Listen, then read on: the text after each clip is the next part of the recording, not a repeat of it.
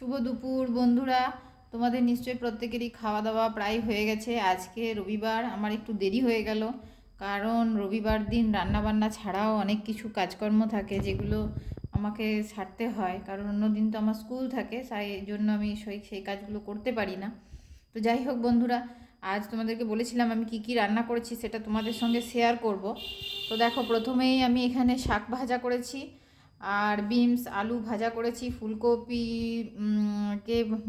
ফুলকপিটাকে বেসন দিয়ে ভেজেছি, আলুটাকেও সেম বেসন দিয়ে ভেজেছি, তার সঙ্গে মুগের ডাল করেছি, আর আলু ভাতে কুমড়ো ভাতে তার সঙ্গে বেসন মাখা করেছি, আর দেশি হাঁসের ডিম, আর তার সঙ্গে আছে আমাদের স্যালাড। তো এই হচ্ছে আমাদের মেনু। তোমাদের নিশ্চয়ই প্রত্যেকেরই খাওয়া দাওয়া প্রায় হয়ে গেছে।